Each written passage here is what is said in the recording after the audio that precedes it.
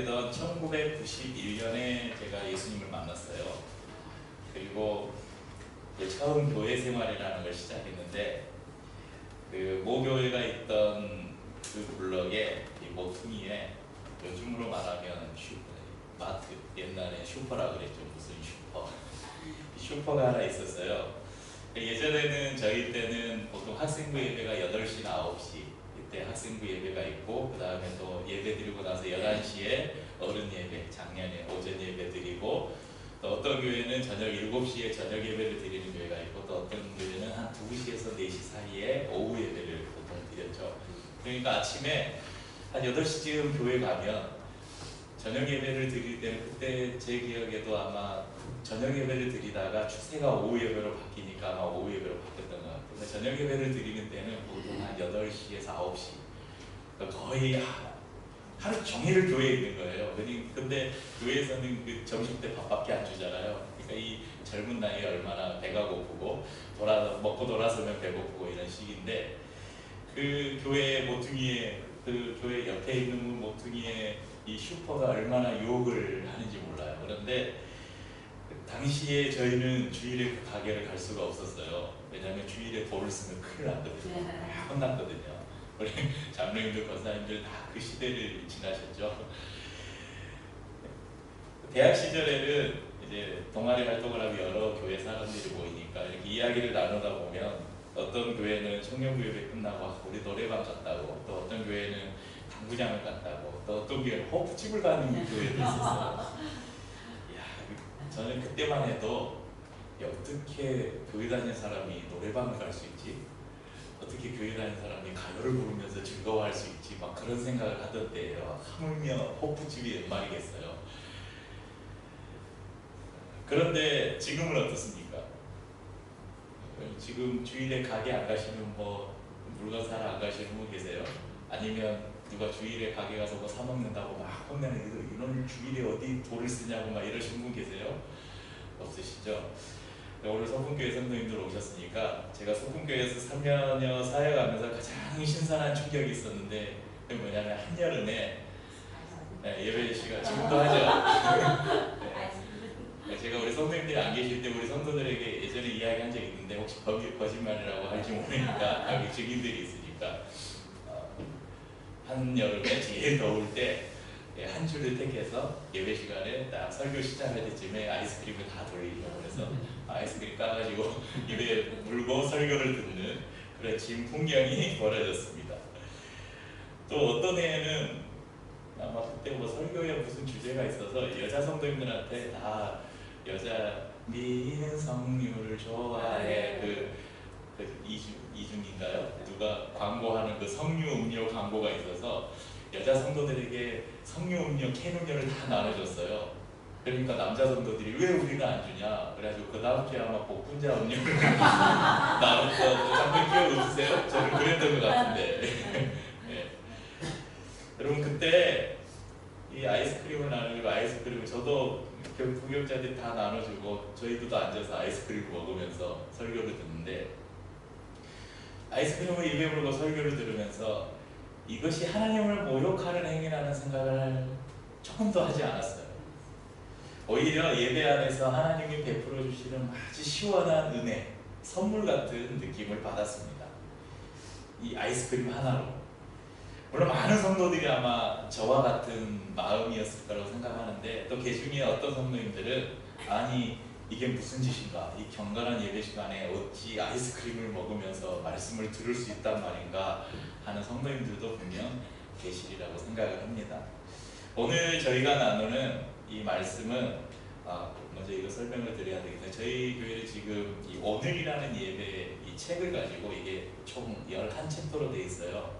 그래서 하루에 한 챕터씩, 한 주에 한 챕터씩 책을 읽고 원래는 이제 시작할 때 이렇게 안 하고 이게 설교를 시작할 때 다 여기에 둘러앉아요. 둘러앉아서 이 책을 읽고 이 뒤에 이제 질문들이 있는데 자기가 느낀 것들을 서로 나누고 그 다음에 제가 다시 올라와서 이 책의 내용을 말씀하고 연결해서 한 5분에서 10분 정도 간략하게 요약하고 예배를 마치거든요. 근데 저희가 지금 이제 10챕터씩 드디어 다음 주면 끝납니다. 무지 오래 해서 2달 넘게 석 달 가까이 지금 진행해 오고 있는데 굉장히 유익한 책이어서 이렇게 나눔을 하고 있습니다. 근데 오늘은 우리 소풍교회 성도님들이 오셨는데 이 책이 뭔지도 모르고 읽지도 않았는데 나눔을 할 수가 없어서 그냥 이런 경우에는 또 예전에도 다른 교회에서 찾아 이렇게 흩어지는 예배를 오신 경우가 있어서 이런 경우에는 제가 그냥 설교로 이렇게 하고 다음에 정리사하고 우리 교제 나누다가 이제 가시고 나면 간단하게 그냥 개인의 느낌들을 나누려고 그렇게 하고 있습니다. 근데 오늘 저희가 나누는 이 챕터 10의 제목이 뭐냐면 차 마시기예요. 차 마시기. 근데 이 차 마시기 챕터의 고민이 뭐에서부터 시작됐냐면 오늘 방금 제가 말씀드린 그런 고민에서 시작된 챕터입니다. 현대인들은 수많은 즐길거리를 찾아다니죠. 그래서 더 자극적이고 신선한 즐거움을 찾아다닙니다. 그러다 보니까 이전 것은 금방 지루해요. 제가 가끔 집에서 쉴 때 이렇게 채널을 돌리다 보면 개그 콘서트 있잖아요. 개그 프로에 그래도 대표하고 있을 있는 개코를 보면 막 재밌어요. 근데 요즘에 많은 사람들이 뭐라고 이야기해요? 야, 식상하다. 이제 폐지해라. 개콘 폐지해라. 이렇게 다 이야기하죠. 근데 저는 재밌는데 사람들이 이미 익숙해진 것, 이미 한번 들었던 거, 봤던 거, 자기가 한번 즐겼던 것에 대해서는 금방 그 즐거움을 잊어버린다는 것이죠. 그래서 많은 사람들이 즐거움을 찾아요. 그런데 그 즐거움이 지속되는 경우가 별로 없어요. 행복이 그 안에서 지속되는 경우가 많지 않습니다. 또한 현실에 얽매여 살아가는 현대인들에게 이 낭만이라는 단어를 찾아보기입니다. 특별히 소풍교회 우리 김창희 목사님 좋아하는 단어 낭만, 낭만적이시잖아요. 이 낭만, 로맨틱, 그딴 거 개나 줘버려라. 요즘 사람들이 그러잖아요. 낭만 찾을 여유가 없는 거예요. 만약 이런 생각을 가지고 있는 사람들, 그러니까 낭만 같은 거, 로맨스, 로맨틱, 야 이건 나하고 상관없는 일이야. 이런 생각을 가지고 있는 그리스도인이 있다면 이 사람들에게서 하나님이 주시는 그 풍요함과 부요함을 찾아보기는 쉽지 않을 것입니다. 그러면 교회는 축제 문화를 가지고 있어요. 구약의 이스라엘 예배를 보면 잘못된 예배의 모습으로 나오긴 했지만 그 모세가 시내산에 올라가서 십계명을 받고 있을 때 이스라엘 백성들이 금송아지 만들어 놓고 이렇게 막 축제를 벌였잖아요. 근데 그게 사실은 하나님께 드린 예배의 모습이었어요. 예배를 드릴 때는 춤이 있었고요, 노래가 있었고, 악기가 있었고, 그 안에 풍성한 음식들이 있었어요. 잔치였죠. 그래서 예배는 가장 낭만적인 시간이었어요. 그런데 여러분, 현대인들에게 가장 그러니까 뭔가 그런 예배 안에서 낭만을 즐길 줄 모르는 사람들은 예배를 뭐라고 생각하냐면 낭비라고 생각해요. 그래서 마르바더니까요. 그 예배학자는 예배를 가리켜서 예배 고귀한 낭비 이런 책을 쓰기도 했는데, 그러면 이 예배는 낭만적인 거예요. 그래서 어떻게 보면 이게 낭비하는 것처럼 보여요. 여러분 이 시간을 여러분 어떻게 보면 조금만 시각을 다르게 보면 낭비하고 있잖아요. 이 시간에 여러분 할 수 있는 많은 것들이 있습니다. 그럼 헌금하시잖아요. 이 돈으로 맛있는 걸 사 먹었으면, 이 돈으로 뭐 다른 걸 했으면, 건강식품을 먹었으면 내가 더 건강해지지. 어찌 보면 낭비예요. 그러나 이건 하나님 앞에서 얻는 낭만이죠. 여러분 현대인들에게 가장 쉽게 가장 적은 비용으로 이 낭만을 좀 즐길 수 있는 기호식품이 뭐가 있을까요? 하루 나오네요. 커피. 여기 카페잖아요. 주중에는 월요일부터 토요일까지는 카페인데 특히 비가 오는 날에 이렇게 커피 한 잔 이렇게 들고 있으면 얼마나 낭만적이에요. 그런데 여러분 커피를 처음 발견한 사람들이 누구냐면 에티오피아의 수도승들이에요. 수도사들. 수도승이 아니라 수도사. 그리고 커피 중에 여러분 커피가 여러 종류가 있는데 굉장히 좀 낭만적인 커피가 하나 있어요. 뭘까요? 카푸치노 들어보셨어요? 네, 카푸치노가 어디에서 유래되신지 아시는 분? 맞추시면 제가 저기 예배 끝나고 있다 커피 마실 때 제가 카푸치노를 해드립니다. 뭐 비슷한 단맛인데도 되십니까? 아시는 분 계세요? 모르시죠? 이게 카푸치노는 이탈리아의 프란치스코 수도회에 속한 카푸친 수도회라는 곳에 수도사들이 입고 있던 옷, 색깔과 그 모양이 비슷하다고 그래서 카푸치노의 모양이. 카푸치노가 커피에 하얀 우유 거품을 올리고 그 위에 그 시나몬, 계피가루를 이렇게 뿌리는 커피거든요. 한번 봐보세요. 비슷한지. 여기 카푸친 수도의 수도사. 그러니까 요거하고 갈색의 그 옷 모양하고 비슷하다고 해서 이 사람들의 이름을 따서 카푸치노라는 이름을. 그러니까 이 카푸치노라는 커피가 이 수도회에서 즐겨 마셨던 커피라는 거예요. 여러분, 수도사들이 누굽니까? 세상의 그 즐거움과 모든 쾌락을 다 끊고 하나님 앞에서 자신의 삶을 온전히 드리면서 엄청난 금욕의 생활을 하는 사람들이잖아요. 이 사람들이 커피를 즐겨 마셨대요. 얼마나 낭만적이지 않으세요? 복음의 문화는 즐거움과 축제의 문화이고 이를 통해서 수많은 기독교 예술의 열매들이 나타났습니다. 그런데 현대 교회는 어떻습니까? 오늘날의 한국 교회의 문화를 한번 보십시오. 네, 저보다 연세 있으신 분들도 많으니까 학생부 시절에 제가 이제 고3 때 교회를 처음 다녔다 그랬잖아요. 그 학생부 시절에 교회들마다 문학의 밤이 있었어요. 저희는 그때 제가 다닌 모교에는 산돌의 밤이었는데 다 무슨 밤 해가지고 문학의 밤이 있었어요. 근데 이 문학의 밤은 종합예술의 결정판이었어요. 밴드, 합창, 중창, 또 선극, 신앙송, 막 꽁트, 토크쇼도 하잖아요. 토크, 막 선물 추첨. 이 안에 거의 뭐 종합예술이 다 들어있었죠. 그래서 이 놀거리, 볼거리, 즐길거리가 없는 시대에 이 문학의 밤은 정말 1년에 한 번이면 잔칫날이었어요. 그래서 교회를 다니지 않는 친구들도, 저도 고3 때 교회 생활이라는 걸 하기 전에 교회를 몇 번 갔어요. 언제? 문학의 밤 할 때. 친구들 따라서. 우리 오늘 문학 다 초대장 만들어가지고 주잖아요. 가면 막 그 선물 경품 추첨도 해서 주고 그러는데, 근데 재밌었어요. 평상시에 즐길 수 없던 막 노래도 듣고 재밌는 이야기도 듣고, 그러니까 그걸 또 내가 아는 사람들이 하니까 얼마나 즐거워요. 그런데 지금은 그런 문학의 밤이 다 사라지기도 했지만 어디 종종 있는 문학의 밤을 보면 그게 뭐 즐거워요? 그게 무슨 재밌어요? TV 틀면 더 재밌는데, TV 안 봐도 요즘 애들 스마트폰 하나만 있으면 하루 종일도 노는데, 그러니까 그런 것들의 즐거움을 다 빼앗겨 버렸죠. 왜 그렇게 됐을까? 하나님이 주신 이 즐거움을 우리가 사용할 줄 몰라서. 그러니까 교회가 하나님이 주신 그 수많은 즐거움들을 이렇게 막아버려서 그렇게 됐다고 생각합니다. 추석 때 광주에서 처가 식구들이 다 같이 모였어요. 저희 본가와 처가 통틀어서 유치원생이 딱 한 명 있어요. 이제 다 크고 그 다음이 윤서예요. 그 다음 중학생인데, 맞지? 은우 있구나. 은우는 초등학생. 유치원생이 딱 한 명 있는데, 얘가 집에 가니까 이제 이사를 해서 작은 막내 작은 차남 아들인데, 이제 이사를 해가지고 새 집에 다 같이 모였어요. 집도 넓어요. 얘가 막 집안에서 자전거도 타고 다녀요. 집에 가지고 자전거 타고 다니고 막 장난감 가지고 놀고, 자기 책꽂이에서 막 책 꺼내가지고 마음껏 읽고 먹고 싶은 거 먹고, 또 어떤 때는 막 사고도 치고 막 그래요. 근데 이 아이가 그렇게 놀면서 죄책감을 느낄까요? 장난감 가지고 놀고 부서뜨렸다고 도대체 내가 아버지께 죄를 지었구나 이럴까요? 전혀 그렇지 않죠. 마음껏 놀아요. 마치 모든 게 자기 세상인 것처럼. 왜 그래요? 그냥 자기 집이라는 거예요. 여기가 아버지 집이라는 거예요. 우리 아빠 집이라는 거예요. 그러니까 마음껏 즐기고 놀죠. 그 안에서 이 아이는 이건 선할까, 이건 악할까, 이거 생각하지 않아요. 그냥 그 안에서 모든 것을 즐기는 거죠.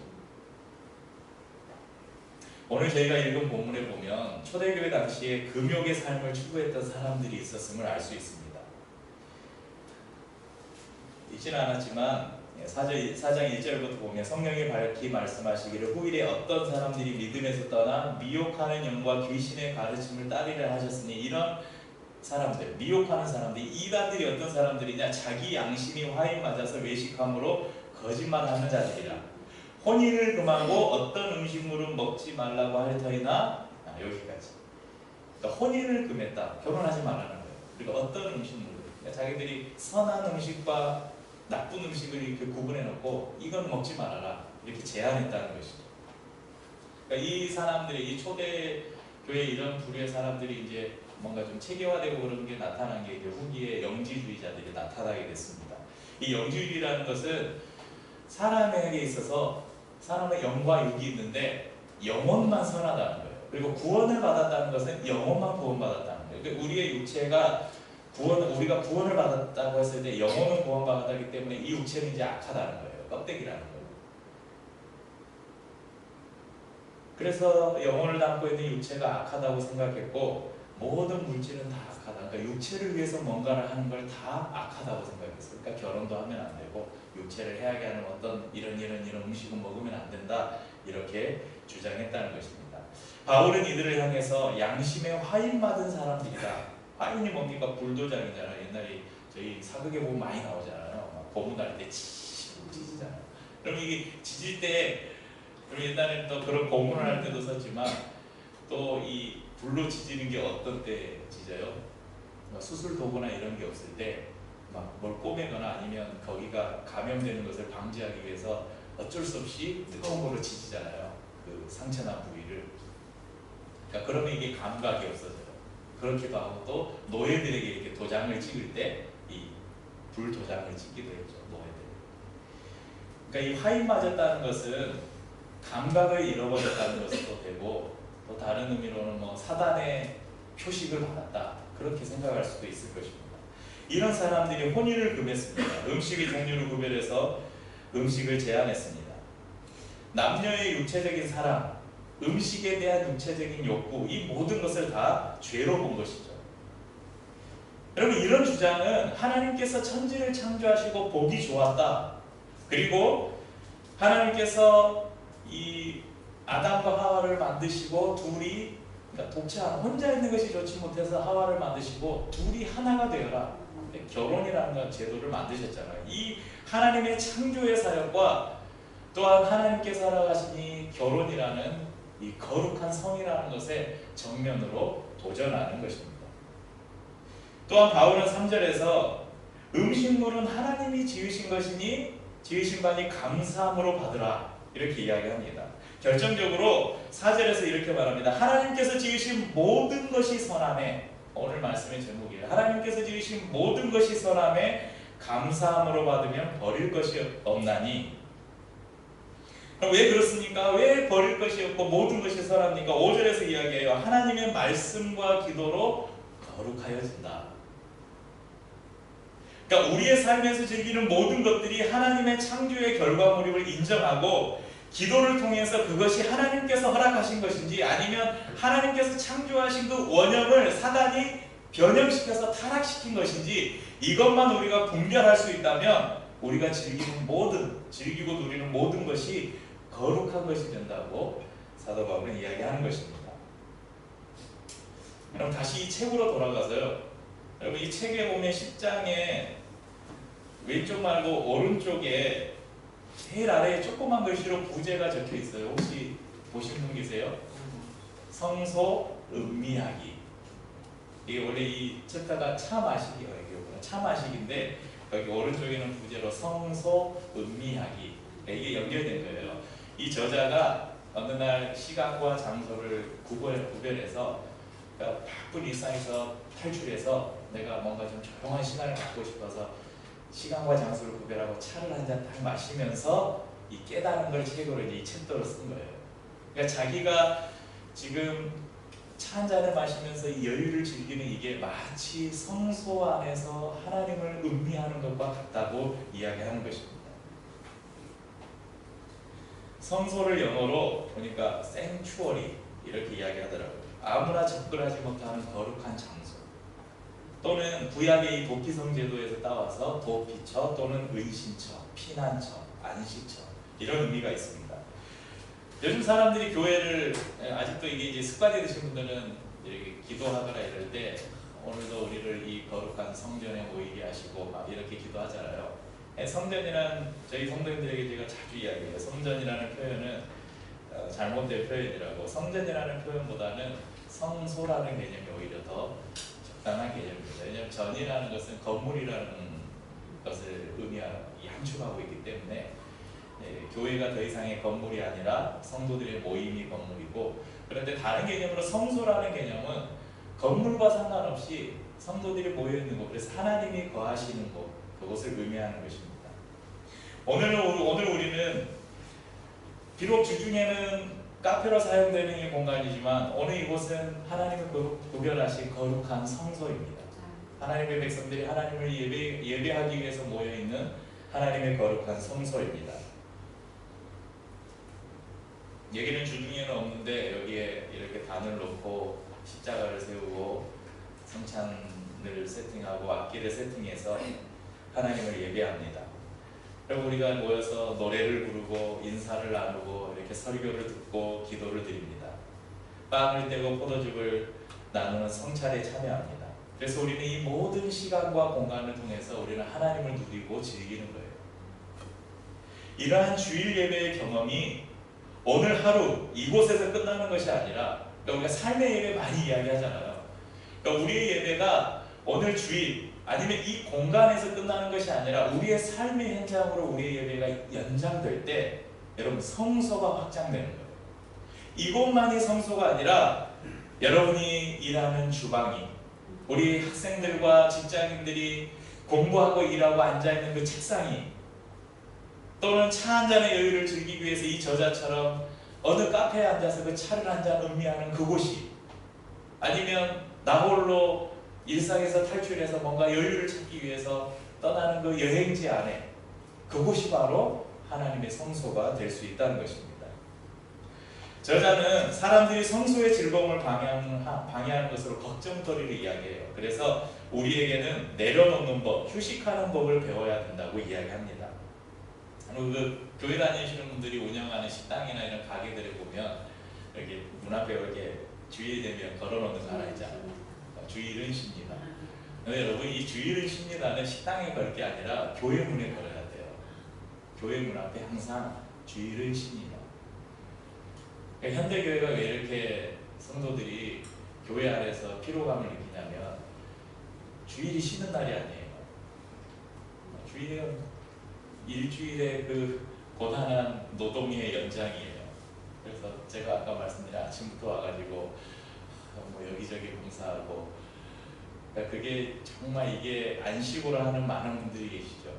그러니까 그 모든 행위가 방금 제가 말씀드린 즐거움이라는 거는 노동이 즐거움이 될 수도 있어요. 기도가 즐거움이고 내 삶에 풍요함을 주는 것일 수도 있죠. 그런데 많은 사람들이 교회에서 시키니까, 목사님이 시키니까 안 할 수는 없고, 근데 내가 집사고 권사고 장로인데 교회에서 이거 시키라는데 안 할 수도 없고, 그러니까 억지로 자기를 혹사시키는 사람들이 정말 많아요. 그런데 여러분, 주일은, 교회는 주일의 쉽니다.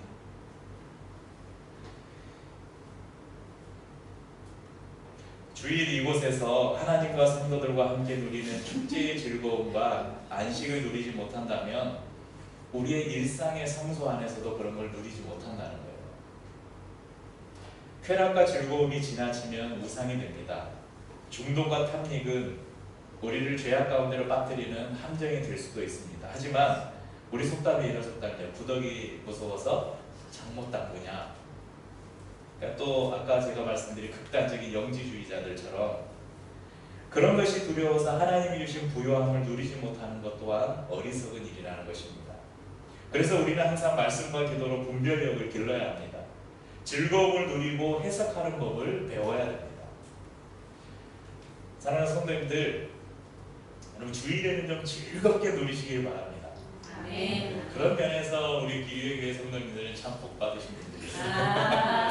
날마다 밥 해주지, 커피 내려주지, 네. 뜨겁게 예배하고 맛있는 거 먹고 마음껏 웃고 즐기고 쉬다가 가시면 되는 거예요. 제가 농담처럼 우리 성도들에게 자주 이야기하지만 제가 설교 준비를 하는 것만큼 신경 쓰는 게 있어요. 커피를 내려. 주일에 우리 성도들이 여러분 설교에 은혜 못 받아도요, 설교 끝나고 밥 먹고 나서 커피 한 잔 마시는데 커피 맛이 너무 좋아요. 자기가 이전에 어디에서도 마셔보지 못한 맛있는 커피를 마시면 그 설교 죽었던 게 다 사라지는 거예요. 너무 좋다. 그러고 돌아가면 되는 거죠. 지금 저자가 그런 이야기를 하는 거예요. 우리의 삶에는 하나님께서 우리가 예배라는 행위 안에 말씀을 듣고 기도하고 찬양을 하면서 주시는 그런 하나님의 은혜도 있지만 우리의 일상에서 커피 한 잔이 주는 여유와 기쁨, 아니면 우리 그 장로님 손주 보셨죠? 손주를 안았을 때 그 아이가 웃는 웃음 안에서 그게 신앙하고 무슨 상관이에요? 그게 하나님과 무슨 상관이에요? 근데 그 안에서 하나님이 우리에게 얼마나 큰 기쁨과 위로를 주셔요. 그러니까 우리의 삶 안에서 우리가 만나는 모든 상황과 환경들 안에서 하나님은 우리에게 어마어마한 그분의 부유함을 우리에게 주신다는 겁니다. 그런데 우리는 이것을 영과 속으로 탁 나눠놓고 이건 거룩한 것, 이건 거룩하지 않은 것. 그래서 이거 괜히 하면, 여러분 영화관에서 영화 보면서 그냥 찔리시는 분들 많죠. 내가 이런 영화를 보면서 이렇게 즐거워해도 되나? 하나님이 싫어하실 것 같은데 막 이런 분들 있어요. 저기 고개를 젓는 분이 있어. 난 절대 안 그런다. 마음을 즐기는 분이 좋은 거예요. 여러분 즐겁게 사셔야 됩니다. 즐거움이 우상이 되지 않는 범위 안에서 우리는 최대한 즐겁게 살아야 돼요. 여러분만의 창의적이고 즐거움의 그 축제의 방법을 찾으십시오. 여러분이 구하는 모든 것이 성소가 되게 하십시오. 이것이 이 아름다운 세상을 창조하시고 우리에게 선물로 주시면서 이곳에서 너희가 생육하고 번성하고 땅에 충만하라 우리에게 명령하신 하나님의 뜻에 우리가 순종하며 사는 길인 것을 기억하시기 바랍니다.